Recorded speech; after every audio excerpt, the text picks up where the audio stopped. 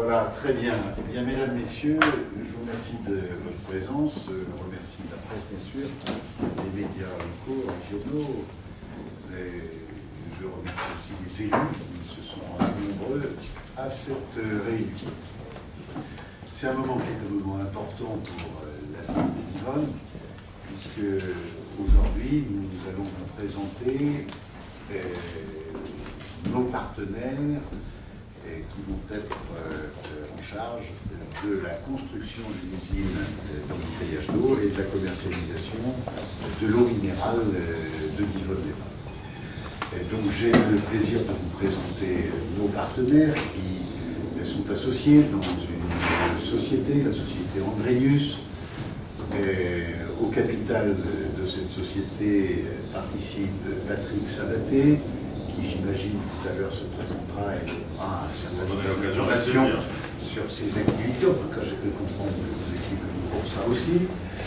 Et puis Jean-Nicolas Pan-Jensen, qui, associé dans la société Andreus, relève le défi de la construction de cette usine et du lancement de cette nouvelle eau minérale sur le marché. Très brièvement, je voudrais rappeler que c'est un projet qui est ancien. Dans les archives de Divonne, vous trouverez dans les années 1960-1970, alors que la ville travaillait sur la construction d'un nouvel établissement thermal, le projet de commercialisation et d'embouteillage de l'eau de Divonne-les-Bains. On est dans des années où les Français ne boivent pas beaucoup d'eau minérale, où ils la considèrent comme un produit médical. Mais même à l'époque, on se disait ça peut être un projet intéressant pour Divonne. Et puis au fil du temps, mes prédécesseurs, Marcel Antonio, Jean Brault, Jean-Claude Frévaux, ont recherché ces partenaires. Ils n'y sont pas parvenus pour des raisons extrêmement diverses sur lesquelles on ne va pas s'étendre. Et moi-même, élu en 1991, j'avais, avec le conseil municipal de l'époque, indiqué que c'était un projet intéressant pour Divonne. Qu'est-ce que nous avions fait à l'époque? Eh bien, à l'époque, nous avions lancé le dossier auprès de l'Académie de médecine et de pharmacie pour obtenir l'agrément minéral, parce que, chose curieuse, on avait construit un établissement thermal à Divonne, mais on n'avait pas un agrément minéral. C'est un agrément provisoire qui se reconduisait au gré de la volonté des ministres. Donc, on a bâti un dossier techniquement très compliqué, vous savez ce qu'il en est. Et puis, deuxièmement, nous avions pris la décision de déposer la marque Divonne-les-Bains, parce que nous disions à l'époque qu'il suffirait qu'en Chine, aux États-Unis, quelqu'un ait l'idée de déposer cette marque, alors un jour nous aurions des difficultés. Nous avons fait les deux choses. En même temps, bien sûr, nous avons sécurisé notre alimentation en eau. On a creusé un forage à 140 mètres de profondeur. Nous avons gainé de manière à ce qu'il soit absolument sécure et que les eaux souterraines ne se mélangent pas avec les eaux de surface. Bref, on a créé les conditions pour trouver un partenaire. Alors, moi, ça fait 25 ans que je suis maire, ça commence à faire longtemps, enfin, en tout cas, c'est ce que dit mon opposition, au gré de ces discussions, je me suis aperçu que c'était un peu compliqué de trouver un partenaire. Alors, on avait le choix de trouver un grand groupe.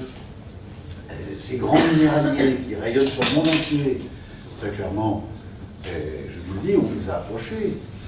Et puis ça n'a pas abouti. Et nous avons eu toute une série de marques d'intérêt françaises et étrangères qui, elles non plus, n'ont pas abouti. Et puis, les hasards de la vie sont ainsi faits. Il s'est trouvé un jour qu'à Paris, on m'a indiqué une société qui éventuellement pourrait rechercher une source minérale. Nous avons noué des contacts, nous nous sommes rencontrés, nous avons commencé à travailler. Et puis on a travaillé pendant 8 mois. Nous étions entourés par d'excellents conseils, des avocats, des conseils techniques. Nous nous sommes parlé très franchement et directement, parce que dans un contrat, il faut se dire clairement les choses. Qui veut quoi?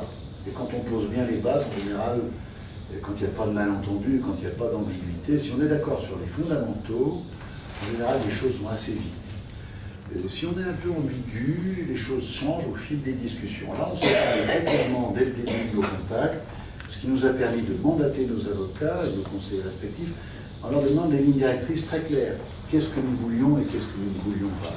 Quelles étaient les garanties juridiques que nous voulions? et quels étaient les points qui étaient les marqueurs de la volonté politique, de manière à ce que ce dossier aboutisse. Alors, je peux rentrer dans les détails. Il y a eu 8 mois de discussion. Nos avocats ont beaucoup échangé.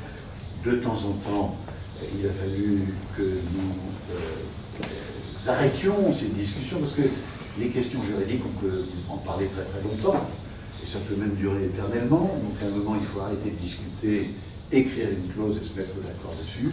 Et au bout de ces 8 mois de discussion, nous avons maintenant un contrat pour lequel je demanderai ce soir au conseil municipal l'habilitation de signer ce contrat. Alors qu'est-ce qu'il y a dans ce contrat? On va se marier pour 30 ans, renouvelable 2 fois, 90 ans. Nous sommes mis d'accord sur la vente de l'eau, les conditions financières qui figurent dans ce type de contrat. Nous nous sommes mis d'accord sur les engagements communaux. La commune va rester propriétaire du forage, des pompes. Elle va réaliser une canalisation qui va acheminer l'eau de la pompe jusqu'à la limite de la parcelle sur laquelle sera créée l'unité d'embouteillage. C'est la commune qui va faire ces travaux, c'est la commune qui va assurer notre partenaire que ces travaux sont bien faits dans les règles et dans les normes, pour qu'il n'y ait pas de risque de pollution ou d'insécurité sur la qualité de l'eau. En face, ou à côté de nous, nos associés vont réaliser une unité d'embouteillage sur un terrain dont nous sommes propriétaires mais que nous allons leur céder. C'est une usine dans laquelle il y aura 2 lignes d'embouteillage, si j'ai bien compris. M. Sabaté et M. Palmiensen diront plus de choses sur ce sujet-là. À charge pour cette société d'embouteiller, de produire, de stocker, de transporter et puis ensuite de vendre cette eau minérale. Voilà, vous savez que ce forage produit 80 mètres cubes, ça n'est pas rien, ça fait beaucoup de bouteilles. Vous savez que ce forage, il est de belle qualité sur le plan technique et que l'eau elle-même a des qualités très particulières. C'est une eau qui est très très pure, c'est une eau qui est très très légère et qui, selon nos partenaires, correspond à un véritable besoin sur le marché de l'eau en France et j'imagine aussi à l'étranger. Voilà, moi je crois avoir dit l'essentiel.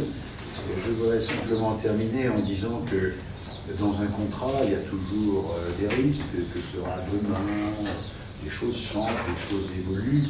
Ce qui est important, c'est que de part et d'autre, nous soyons d'accord sur l'essentiel. Et l'essentiel, vous le savez, on l'a souvent dit, dans des campagnes électorales, dans nos campagnes de communication, nous voulons faire de Divonne une ville de nature, à l'environnement préservé, dans cette grande région lémanique qui s'urbanise très vite, peut-être même pour un certain nombre d'entre nous trop vite. Et pour nous, l'eau minérale, c'est-à-dire une eau naturellement pure, c'est une très très belle image.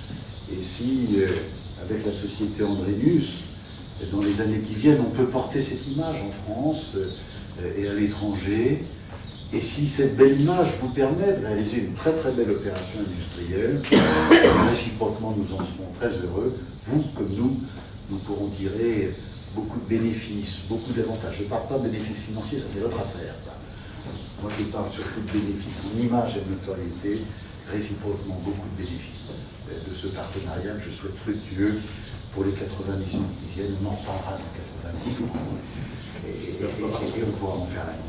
Voilà, en tout cas, moi je suis très heureux. Je pense que pour Divonne, c'est un grand jour, parce que cette opération se faisant, il va falloir que notre établissement thermal, que notre centre nautique, que l'urbanisme de la ville accompagne ce projet nouveau.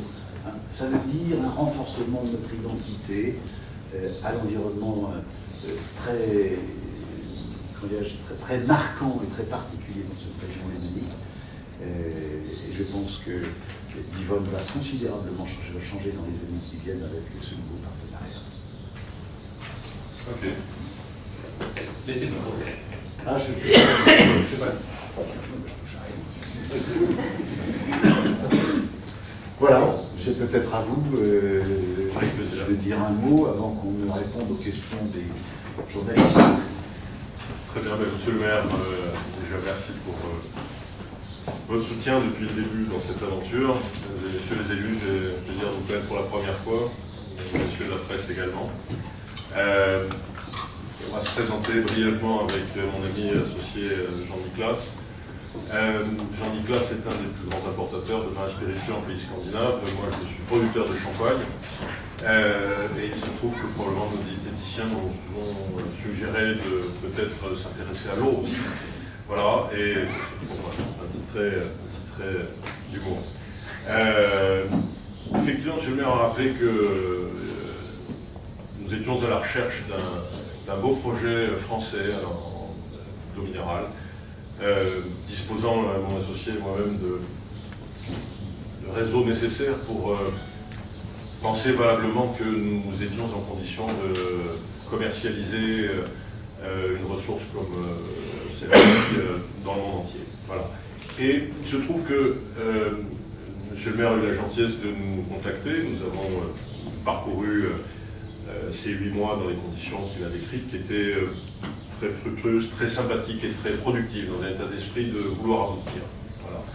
Et malgré tout, revenant un petit peu au produit, ce qui nous a énormément séduit dans l'eau de Divonne, ce n'est pas seulement sa qualité rare et sa qualité renouvelable rare, qui présente d'un point de vue commercial des intérêts multiples, mais également sa quantité, qui a permis d'envisager de répondre au modèle marketing que nous avions, qui était de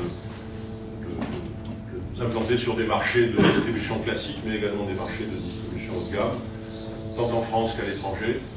Et puis cette localisation géographique exceptionnelle qui est Divonne, dans les massifs du Jura, face au Mont Blanc, et puis dans une qualité de vie, un cadre de vie très agréable. Je suis très impatient le jour où nous aurons inauguré cette usine, j'espère, de faire découvrir votre ville à nos futurs clients. Voilà. Et au-delà de ça, l'eau, ma sympathie personnelle pour l'eau me vient de plusieurs fronts. Ma mère a été professeure de chimie, toxicologue à l'université, spécialiste du traitement de l'eau, donc depuis très jeune, j'ai une sensibilité à cette ressource. Voilà, moi de formation, je suis géographe essentiellement, donc j'ai aussi, depuis quelques années déjà, pris conscience de la rareté de cette ressource. Le monde a de nombreuses carences, mais en particulier celle-ci. Et les 2/3 de l'humanité n'ont accès à l'eau potable que quelques mois par an. Voilà. Et nous avons le privilège en France de cette magnifique cocarde qui est encore une valeur universelle et mondialement reconnue. Les produits agroalimentaires français sont la référence mondiale. D'autres domaines également, mais en particulier dans celui-ci. Et c'est bien cela que nous avons l'intention d'évoquer quand nous partirons parler de cette marque magnifique qui est Divonne. Voilà. Alors c'est une marque qui est effectivement propriété et a vocation à rester propriété de la ville. La ville a accepté de nous enseigner une licence d'exploitation. Comme l'a rappelé M. le maire, la ville nous fournira également l'eau, mais nous serons des opérateurs privés, propriétaires de nos terrains et de nos installations de production. C'est très important également. Je crois que dans cette relation avec la ville, chacun, et c'est peut-être pour ça que nous avons abouti dans de très bonnes conditions, chacun a fait son métier. Monsieur le maire a promu l'idée, a créé toutes les conditions pour que nos conversations soient fructueuses et avec tous ses collaborateurs. Et nous sommes des industriels, voilà. Et je crois qu'il y avait un grand intérêt au départ à ne pas... que tout le monde reste sur son terrain, voilà.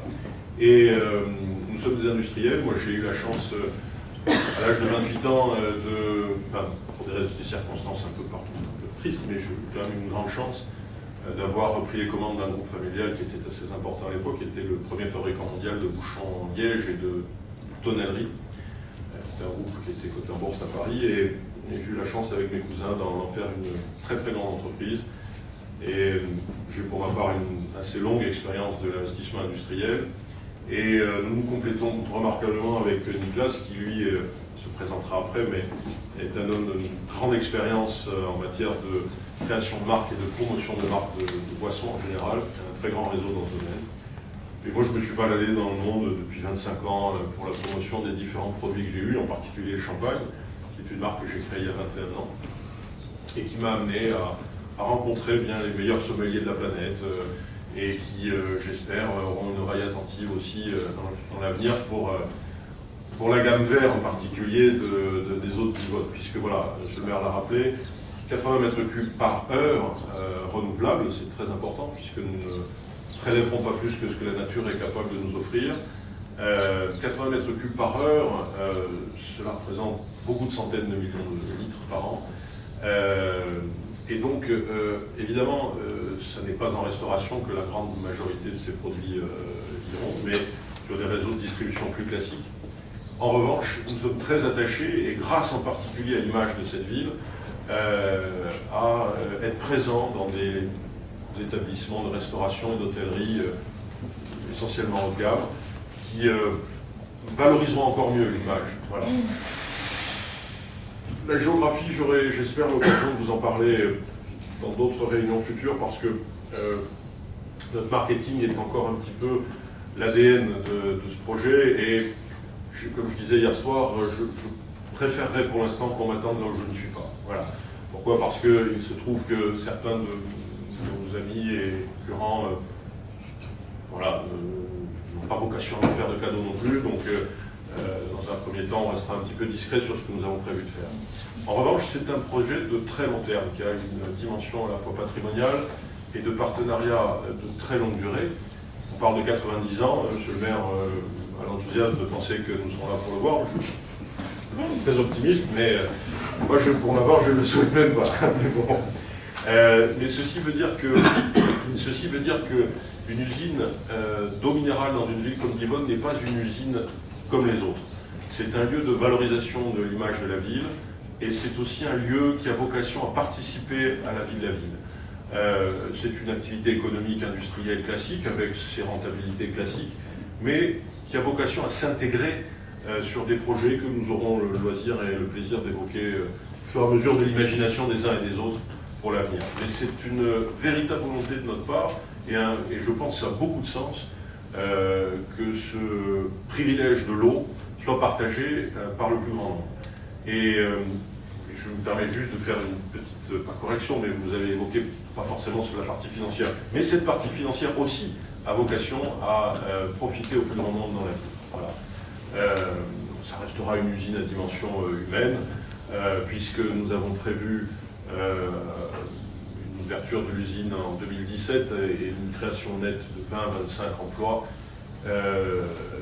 qui auront vocation, et ça c'est un choix éthique de notre part, mais je pense qu'il y a en plus un sens opérationnel très bon, de rechercher dans le bassin d'emploi local la création de ces postes, et également au niveau de la construction de l'usine et de sa maintenance future, de rechercher de donner une priorité la plus étendue possible aux entreprises locales. Voilà. C'est d'ailleurs la meilleure façon de s'intégrer dans un espace où, pour l'instant, nous n'en faisons pas partie encore. Voilà. Nous sommes assez impatients d'en faire partie. Voilà. Et donc, pour ma part, je resterai habité à Perpignan. Et je pense que Jean-Nicolas a envie de rester habité à Stockholm. Et, voilà. Mais Divonne est très bien desservie, et ça, c'est aussi un point extrêmement important par l'aéroport de Cointrin, qui nous permettra de recevoir dans d'excellentes conditions des clients du monde entier, puisque maintenant vous avez des lignes régulières avec l'Asie, la Chine en particulier. Les pays du Golfe arabo-persique sont très bien desservis aussi. Vous avez une très belle communauté représentant cette partie du monde également sur Divonne. Donc voilà, je pense qu'à ce stade, le plus dur avait été au départ de décider. La décision elle est prise il y a déjà un an. Maintenant, faire relève simplement de la technique. Nous avons conclu cet accord. Il ne reste plus, je pense, qu'à travailler. Et j'espère le plus possible avec vous tous. Le relais que vous, mesdames et messieurs de la presse, en donnerez sera forcément un bonus. Et je pense que si vous avez la gentillesse de nous solliciter à l'avenir pour suivre ce que nous devenons, eh bien, je serai très heureux de vous répondre. Mais quand même, toujours, moi je suis espagnol d'origine et je veux juste vous donner une petite touche locale chez moi, mais on dit en espagnol el pez por boca muere. Ça veut dire que le poisson meurt par la bouche. Donc, parfois je serai moins loquace que vous le souhaiteriez. Voilà, c'est tout. Ça c'est mon expérience aussi d'avoir introduit mon groupe familial en bourse et d'avoir eu à 28 ans affaire à de très très nombreux analystes sur la place de Paris qui me posaient beaucoup de questions et qui m'ont invité aussi à être un peu prudent. Voilà. mais pas vis-à-vis de vous, mais vis-à-vis des tiers. Voilà. Tout simplement. Voilà. Merci. Vous souhaitez dire un petit mot? Je sais pas, je crois que Patrick a tout dit déjà. Ça, c'était quelque chose à ajouter. Peut-être dans les questions. Voilà, écoutez, les questions sont ouvertes. En termes de retombées financières, en termes de retombées financières, Divonne espère. En fait, est-ce qu'on peut avoir des chiffres, s'il vous plaît? Non, parce que ça dépendra évidemment du nombre de litres embouteillés et commercialisés. Dans le contrat, il y a une vente de l'eau, il y a une licence de marque, et vous savez que le Code général des collectivités, le Code des impôts, pardon, prévoit une taxe au col. Et voilà, on a repris le Code général des impôts, mais les recettes, elles dépendront évidemment des résultats obtenus par la société Andréus sur des marchés.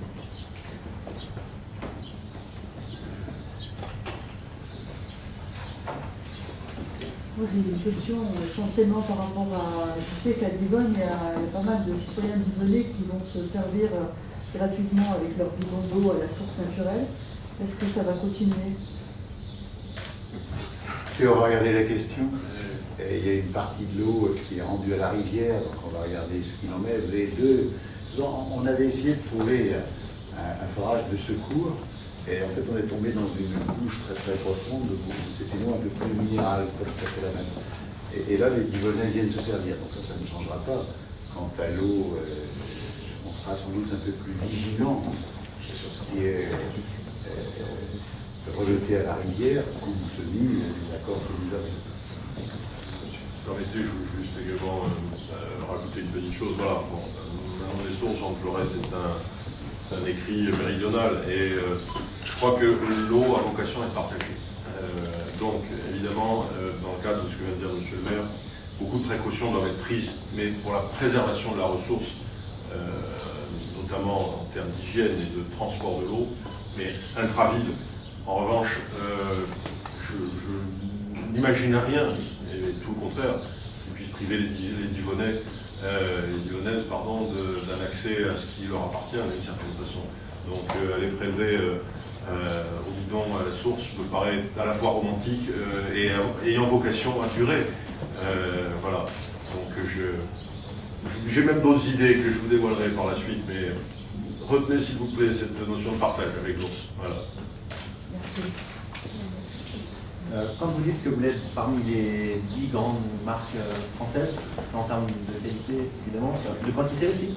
Je me rappelle même, en fait, 80 mètres cubes par an, je m'en rends pas bien compte par rapport à des grandes marques qui sont déjà sur le marché. Oui. Est-ce qu'on va voir autant que Volvic, Evian, que dans les... Alors, non, c'est une question très précise, donc il y a pas eu une réponse extrêmement précise. 80 mètres cubes par heure est un volume qui classe directement la ville de Divonne parmi potentiellement les 10 premiers opérateurs français en termes de volume. Qualitativement, j'aurais tendance à vous dire qu'on est tout à fait en haut de l'échelle. Bon. Mais c'est très sérieux du reste, puisque l'eau de Divonne, depuis des siècles et maintenant depuis des décennies, est contrôlée et analysée régulièrement, présente un profil chimique d'une pureté rare, d'une minéralisation très faible, qui est très intéressante pour le marché, avec quelques petites spécificités très intéressantes également. Une des rares également à être totalement exempte de pesticides et de produits tordus, entre autres parce que l'impluvium est extraordinairement, naturellement bien protégé chez vous, puisqu'il est dans un parc naturel, les montagnes ne sont pas, les montagnes en amont sont parfaitement préservées. Donc on a une ressource d'une pureté vraiment troublante, c'est fantastique. Donc ça a été aussi un point au départ remarquable. Je ne rappellerai pas une petite anecdote qui nous a beaucoup fait rire, je la rappellerai en privé, qui nous a beaucoup fait rire quand nous sommes rencontrés la première fois. En revanche, pour vous répondre, eh bien, le premier opérateur français n'est pas classé en eau minérale naturelle, c'est une source, à peu près 20 fois cette taille. Voilà. Et un de vos principaux voisins, que je n'ai pas vocation à citer, vous imaginerez bien de quoi on parle, à peu près 4 fois, 5 fois ce volume. Voilà. Donc c'est un ordre de grandeur qui peut vous indiquer. Mais le premier challenger, par contre, est loin dans le rétroviseur, c'est-à-dire que 80 mètres cubeurs, vraiment est une quantité qui permet d'avoir l'ambition de s'adresser aux très grands opérateurs de distribution, voilà, et à l'export, bien sûr. Voilà. Je vous ai répondu. Oui, très bien. Je vais pas avoir vraiment d'idée parce que... Non, mais c'est très important. C'est très important. Qui dit production dit transport. Oui. Alors on est très accessible, mais on est quand même un peu enclavé, notamment au niveau de la route. Donc comment vous voyez ça? Si vous me permettez, déjà je vais juste apporter une toute petite correction à ce que vous venez de dire, c'est que je pense que vous avez une très belle exposition actuellement au réseau terrestre. Et j'ai connu des endroits beaucoup plus enclavés que vous, qui ont d'ailleurs rendu totalement impossible d'envisager un projet comme le nôtre. Et en particulier, je pense, dans les Pyrénées, où nous avons, avec Jean-Nicolas, suivi 2 dossiers de qualité, de quantité assez comparables, mais un peu comme si on était en plein cœur de l'Himalaya, impensable. Voilà. C'est-à-dire que le simple projet de logistique et de transport faisait perdre à ce projet sa valeur économique. Voilà, tout simplement. Alors, à ce stade de notre histoire, la localisation du site de production est en lien immédiat avec l'autoroute du réseau suisse notamment, mais c'est pas que ce soit insuffisant, mais ça a vocation à évoluer vers quelque chose de beaucoup plus cohérent avec les exigences d'environnement et de progrès en général, et en particulier l'eau a vocation à être transportée par train. Donc, Monsieur le maire a évoqué très souvent, je pense avec vous, comme il l'a fait avec nous, ce projet merveilleux de relier à nouveau Divonne au réseau ferré français. J'ai pour ma part évoqué ces questions avec notre fournisseur futur de transport et logistique qui souhaite s'impliquer également dans ce projet. Donc, ne me demandez pas s'il vous plaît de calendrier, mais le transport de l'eau de Divonne a vocation à terme à être fait par train. Voilà. Et donc avoir une ligne dédiée dans l'usine, voilà, ou aux abords de l'usine. Voilà. Donc ça c'est un projet qu'il va falloir concevoir, penser dans le respect de tout ce que la nature impose aussi et qui est indispensable quand on parle d'eau en plus. Voilà. Parce que ça c'est notre vrai rôle aussi de très acteur dans tout ce qui va préserver la ressource, donc l'environnement. Peut-être un complément sur cette question. Et vous savez que les stratégies ferroviaires sont menées par le gouvernement. Et les régions ont une responsabilité dans le transport intercité de voyageurs, et les régions font circuler les rames de train sur des rails dont l'ampleur est décidée par le gouvernement. Et le gouvernement travaille avec les régions dans le cadre d'un contrat qu'on appelle le contrat de plan, qui est devenu le contrat de projet. Alors la question qui se pose, c'est de savoir si la réhabilitation de cette ligne entre Bellegarde-sur-Valserine et Divonne-les-Bains est envisageable par les partenaires naturels que sont la SNCF et Réseau Ferré de France, qui est propriétaire une antenne de la SNCF en charge des infrastructures. Et donc qu'est-ce que nous avons fait? Nous avons demandé au préfet du département de l'Ain d'inscrire la réhabilitation de cette ligne dans le contrat de projet 2017-2000, il va durer jusqu'en 2025 à peu près. Un contrat de plan quinquennal, en général, il dure 10 ans, parce que comme on n'arrive jamais à l'exécuter complètement, on le prolonge. Donc le contrat qui a été signé par la région Auvergne-Rhône-Alpes en 2015, à la fin de l'année 2015, il doit se dérouler théoriquement jusqu'en 2020, il durera jusqu'en 2022-2023. Et dans ce contrat, nous avons inscrit l'étude pour la réhabilitation. Rien ne peut se faire évidemment sans qu'une étude technique permette de savoir si aujourd'hui on peut réhabiliter cette ligne sans traverser les villages. L'Injex a changé, hein, il y a des routes, il y a plus de circulation, donc il y a des travaux qui sont à faire. Est-ce que techniquement c'est faisable? Et deuxièmement, est-ce que c'est commercialement et économiquement rentable, hein? Et je rappelle l'enjeu, j'en dis 2 mots, mais pour l'ensemble du réseau Auvergne-Rhône-Alpes, il manque 200 millions d'euros pour le maintenir tel qu'il est aujourd'hui, le contrat de plan. Donc venir et dire vous allez refaire une ligne qui a été abandonnée, l'enjeu aujourd'hui c'est plutôt d'abandonner un certain nombre de lignes sur lesquelles on n'a pas assez investi. Donc le seul moyen d'en sortir, c'est de démontrer à la SNCF et à Réseau Ferroviaire, que l'on peut, sur du fret, amortir une partie de l'investissement. D'où l'excellente observation de M. Sabaté, qui dit l'intérêt, c'est de transporter sur le ferroviaire, ça veut dire évidemment un financement du fait de ce transport, qui rend crédible la réhabilitation de la ligne. Et cette ligne, vous savez, elle peut transporter des ordures ménagères en direction de Bellegarde sur Valsori. Elle peut transporter du bois de grue. On exploite beaucoup de bois dans cette région, le forêt du Jura. Elle peut transporter des agrégats, il reste quelques carrières, et elle peut transporter l'eau. Et on imagine que ces 4 projets peuvent rendre crédible la réhabilitation de cette voie. Voilà, donc au contrat de plan d'étude, on va faire en sorte que cette étude soit accélérée au maximum, parce que si c'est faisable, le plus vite possible, on aimerait mettre cette eau sur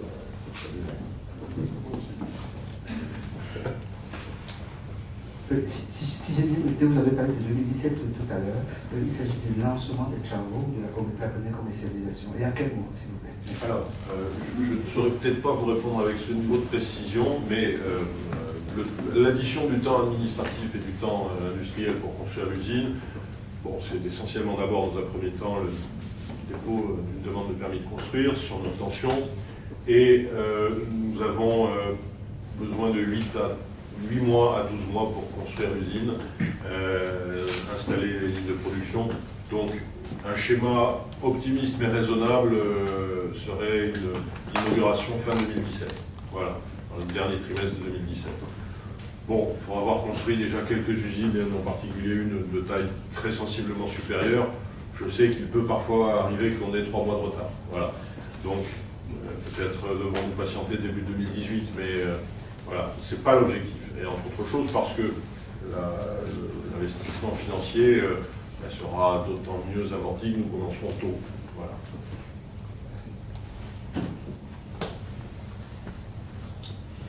Il y a une phase qui est importante, c'est le contrat signé, l'accompagnement de la puissance publique sur ce projet industriel. Ça veut dire que les services de l'État doivent être mobilisés pour répondre rapidement et lever éventuellement des difficultés ou des incertitudes. C'est que c'est un produit alimentaire, donc sa commercialisation et sa fabrication sont très encadrées. Donc il y a évidemment des contrôles, il y a toute une série de verrous. Il va falloir que l'on travaille de manière très étroite avec les services de l'État qu'on a déjà mobilisés. Ça veut dire aussi que côté commune, Daniel Masson est ici, directeur des services techniques, et Emmanuel Acco, directeur général des services, vont être mobilisés pour suivre tout cela. Ils serviront d'intermédiaire entre Andrélius et les services des différents ministères concernés. Voilà. Et c'est un engagement que nous avons pris, c'est d'être extrêmement mobilisés, comme on l'a été pendant ces 8 mois. On a fait en sorte de répondre très rapidement. Parfois des questions posées le lundi avaient réponse le mercredi, ce qui n'est pas toujours facile. Et même des fois le lundi après-midi. Voilà. Le temps administratif n'est pas toujours celui de l'économie et des affaires. Donc, on a fait en sorte que ça se passe bien. Je voudrais d'ailleurs remercier Daniel Masson. Je crois qu'on peut joindre le remerciement, M. Sabaté, parce que les services d'Aville, sur le plan technique, ont été très réactifs. Très disponible. Je profite aussi pour remercier Emmanuel Acco, qui a suivi la question sur le juridique, avec Anthony Simao et l'ensemble de nos services. Et on a fait en sorte qu'il y ait une ligne directe entre nous pour qu'on ne perde pas de temps. On reproche souvent en France à l'administration d'être lente et de ne pas accompagner les projets économiques. Je crois que là, on a fait une démonstration contraire. Vous êtes un grand spécialiste de la simplification. J'ai essayé, mais j'étais comme Sisyphe. Quand j'arrivais avec mon rocher au bout de la montagne, il m'écrasait à nouveau. Voilà, mais là, je pense qu'on va pouvoir démontrer que public et privé, on peut aller rapidement. C'est fait. Adam. Le terrain où il est placé, il va falloir, je pense, réviser la voirie autour. C'est la commune qui va le Oui, toute l'accessibilité est à notre charge, évidemment. Alors je rappelle qu'il y a une vente du terrain qui va nous permettre de financer une grande partie de ces travaux. Et puis évidemment, une fois que cette usine sera installée, que les voiries seront prêtes, d'autres activités vont s'installer à côté. Je pense que ce sera aussi un outil pour le développement de cette zone d'activité. Je ne sais pas si vous souhaitez le dire, mais dans la licence de marque, je vais essayer d'appliquer le proverbe espagnol. Et dans la licence de marque, elle peut être étendue à des produits dérivés de l'eau. Et pour nous, c'est aussi un sujet extrêmement intéressant. Quand je regarde ce qui se passe, il y a son collègue maire de stations thermales, on s'aperçoit qu'il y a une commercialisation d'eau, mais derrière, il y a aussi d'autres produits, des produits alimentaires, des produits cosmétiques, des produits esthétiques, parfois du produit pharmaceutique. Donc c'est un sujet sur lequel il va falloir être extrêmement attentif. Et je voudrais dire aussi, qu'est-ce qui a fait qu'on s'est bien entendu avec la société Ambrinus? Alors, au préalable, moi j'ai dit, bien sûr, c'est un projet, et la question a été posée sur les finances, évidemment, c'est toujours au cœur d'un contrat. Mais c'est bien autre chose, ce projet. C'est une identité nouvelle pour la ville, dans un monde où la question de la pollution, où la question de la qualité de l'alimentaire, en région Auvergne-Rhône-Alpes, et sur l'année 2014, la consommation des produits bio a augmenté de 14%. C'est quand même ainsi, ça veut dire quelque chose. C'est-à-dire que le consommateur, il est parfois inquiet, en tout cas il est attentif, et en tout cas il a de l'appétence pour des produits avec une très très forte image de qualité. Et l'eau minérale, c'est ça, c'est une eau naturelle, elle n'est pas traitée. Nous pensons que ça peut être un excellent vecteur d'identité d'Yvonne. Pour l'eau, mais aussi pour d'autres produits cosmétiques, pharmaceutiques, etc. Quand je regarde mes collègues maires, je m'aperçois qu'ils sont toujours intéressés à cela. C'est vrai pour les marques du bassin lémanique et de nos voisines, c'est vrai aussi dans le Massif central, c'est vrai dans les Pyrénées. Et donc on sera extrêmement attentif à cela. Et voilà. Moi j'insiste là-dessus. C'est une très très belle identité pour la ville. Et donc la société Ambrinus est créée uniquement pour l'eau, pour le moment, et éventuellement d'autres produits. Et du coup, l'eau s'appellera comment? Alors, je vais commencer par la fin. L'eau s'appellera évidemment minéral naturel de Divonne, puisque M. le maire a rappelé que la ville avait déjà pris par le passé des engagements juridiques pour protéger cette marque. Protection qui a été, à l'initiative du maire et de ses collaborateurs, étendue au niveau mondial, parce qu'un des principaux sports dans certains pays est la contrefaçon. Donc, il était délicat d'envisager un investissement de cette taille sur une base fragile d'un point de vue de la protection de l'image et de la marque. Alors, ça c'est et donc de ce point de vue-là, le travail de la ville a été remarquable et on est très heureux de partir avec cette base saine. Ambrinus, en fait, est une société qui est assez ancienne, mais qui était en sommeil depuis un certain nombre de temps, dont son périmètre économique actuel n'est pas signifiant pour vous. C'est une société que nous avons recapitalisée grâce à l'investissement qu'a fait M. Paul-Jensen récemment, et qui a vocation à être le signataire de ce contrat et l'exploitant. Mais n'apparaîtra pas dans le marketing du projet. Voilà. C'est la raison sociale de la société, mais ne sera pas une marque commerciale. Voilà. J'espère que vous avez répondu. C'est ça? Voilà. Est-ce que vous avez déjà un designer pour la bouteille ou ce sera... Oui. Oui. Eh bien, alors là, pour le coup, je vais peut-être laisser parler M. Payensen s'il le souhaite, sinon je répondrai, puisque c'est quand même beaucoup plus lui que moi le spécialiste dans ce domaine. Et je t'en prie. Non, il n'y a pas beaucoup de choses à dire pour l'instant, parce qu'on a un travail très grand, on travaille avec des grands groupes qui ont créé des marques mondiales dans le passé. Et donc j'espère que cet automne, on pourra le présenter. Mais c'est très important d'avoir l'image, l'histoire de la marque, même jusqu'au Romain, César, qui a une lac qui dure jusqu'à Lyon avec cette eau. Donc, on voit vraiment l'histoire aussi bien que la pureté qui existe. L'eau de César.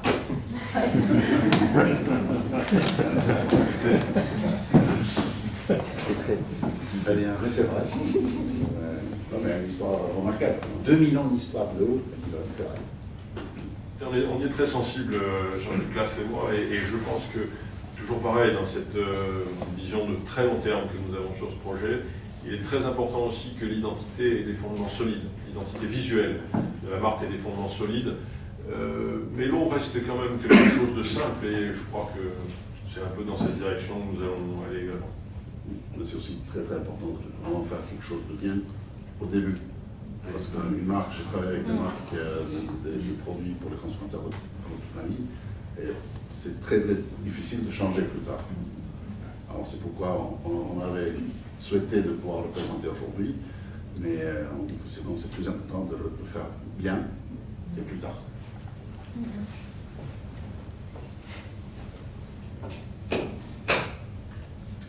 Voilà. Je ne sais pas s'il y a encore des questions, on pourra peut-être se les poser directement. Pas de questions rentrées. Eh bien, merci beaucoup de votre présence. Rafraîchissement.